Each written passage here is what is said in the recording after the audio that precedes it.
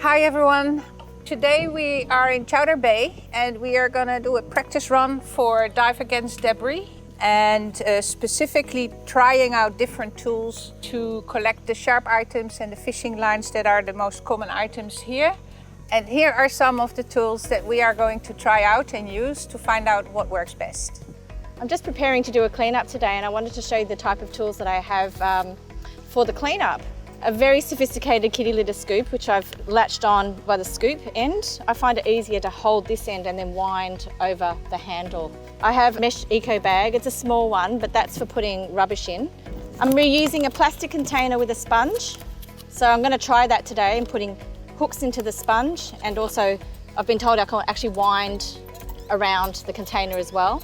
And most importantly here, I have a line trimmer and a pair of surgical scissors. Okay.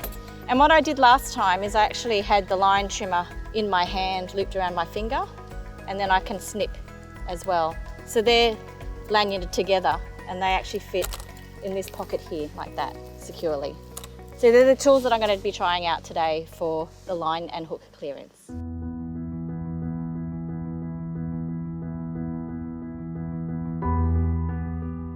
Some of the important tips that you need to think of before you plan and execute dive against debris is protect yourself and your equipment.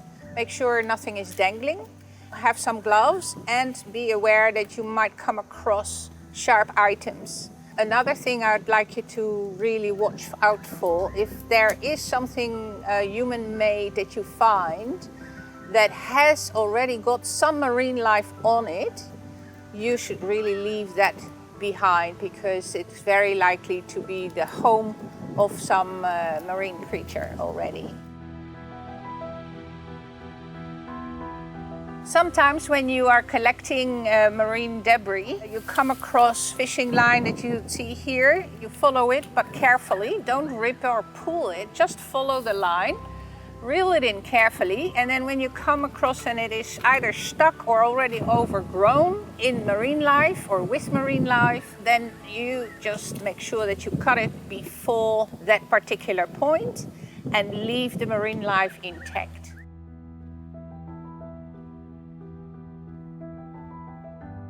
I personally didn't really like using this container. What I found is when I put the little floats inside it, the lid didn't really seal, so it would pop open and these things would start to try and float out. So I probably won't use this again, okay? The sponge worked quite well, I must say, because it helped me put the little hooks inside to secure them. And actually later on I found it was quite easy to use it to roll the fishing line that was attached to it as well. I really like using the kitty litter scoop. I could wind and I could loop all the sharps back in, and you can see how much is there. It's quite a lot, isn't it?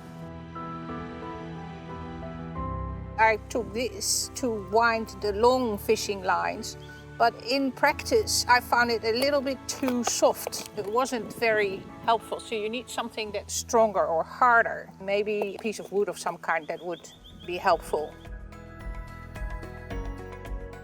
So when you're preparing for a cleanup, I think it's really important to try and find tools that work for you and try lots of different things at different times. So we'll see you in the water when you're cleaning up.